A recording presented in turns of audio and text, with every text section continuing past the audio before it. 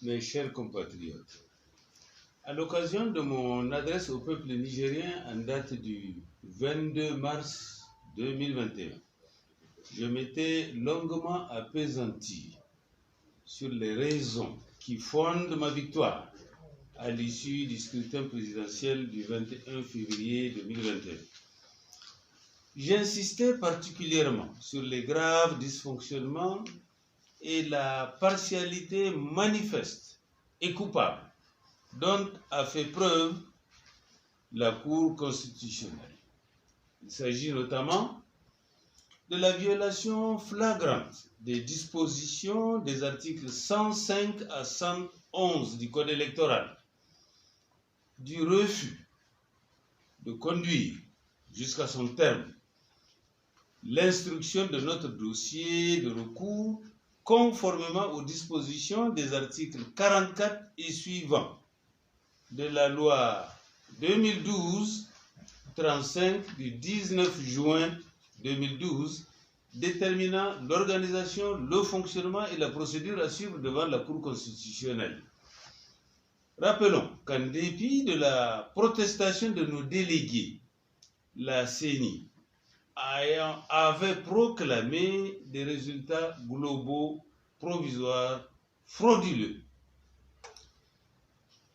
En validant avec un insignifiant saupoudrage ces résultats frauduleux, la Cour constitutionnelle s'est crue en droit de pouvoir usurper la souveraineté dont seul le peuple est détenteur, réalisant ainsi une forfaiture de plus. Si la constitution de notre pays dispose que les arrêts de la Cour constitutionnelle s'imposent à tous, nulle part la dite constitution n'a placé la Cour au-dessus du peuple nigérien souverain.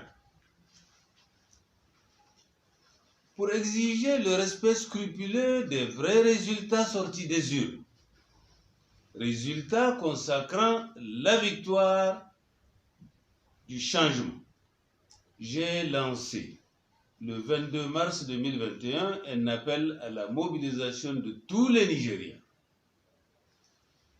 J'ai également introduit un recours en rétractation aux fins de réexaminer certaines erreurs et omissions manifestes, violant entre autres les droits de la défense et les droits humains, et permettre aux membres de la Cour de dire le droit en leur âme et conscience, et ce, conformément à leur serment.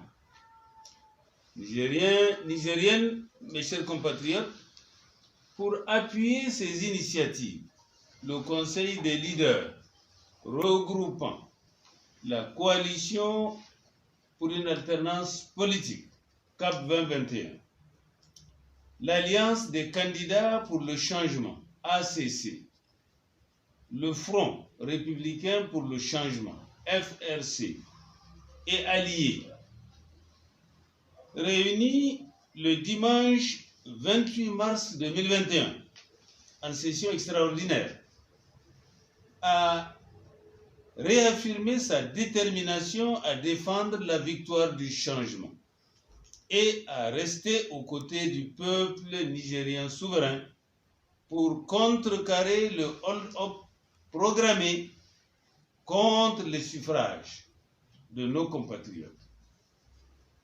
En vertu de notre Constitution, notamment dans son préambule qui stipule que le peuple nigérien souverain est résolu à bâtir un état de droit garantissant d'une part l'exercice des droits collectifs et individuels, la liberté, la justice, la dignité, l'égalité et le bien-être comme valeurs fondamentales de notre société, et d'autre part l'alternance démocratique et la bonne gouvernance. Deuxièmement, résolu à bâtir une nation unie, digne, pacifique, industrieuse, et prospère.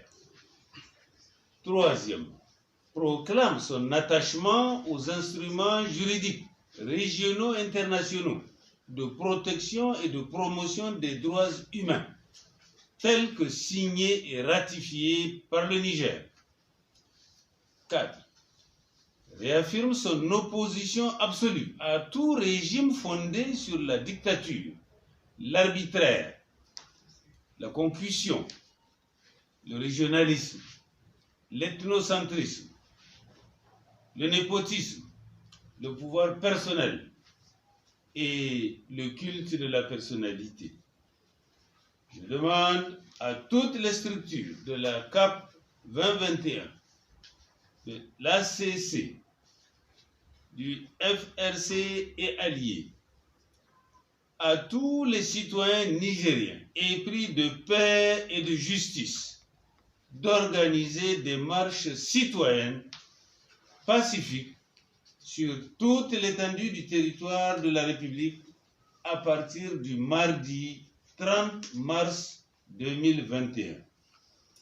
Ces marches pacifiques, conformément aux droits et libertés fondamentales consacrés par notre Constitution, se tiendront plus précisément dans les villes suivantes: Agadez, Difa, Dosso, Maradi, Tawa, Tillabéri, Zender, Niamey, ainsi que dans tous les chefs-lieux des départements et de communes jusqu'à la victoire du peuple.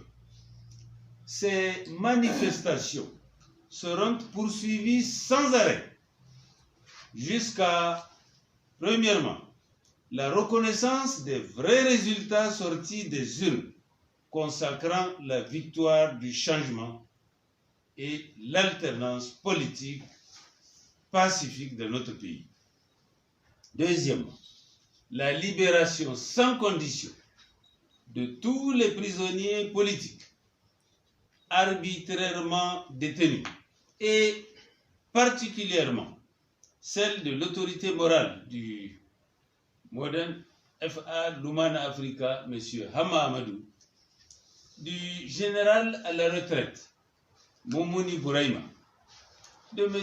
Seydou Tahirou, de Lumana, de M. Maman Abdou Lokoko, président du parti MPP Mounatare, de Mme Koubra El Haji Sabo, du RDR Tchangi, de Mme Oumma Hassan Barabou, de M. Amadou Sani Galandi,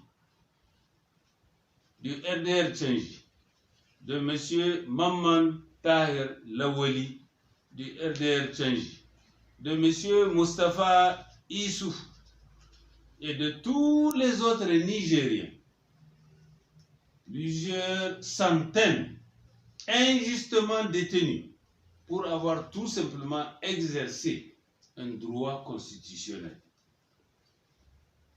À leurs familles respectives, j'exprime tout mon soutien et ma solidarité. À la nation nigérienne tout entière, je réitère mes vives préoccupations face à l'aggravation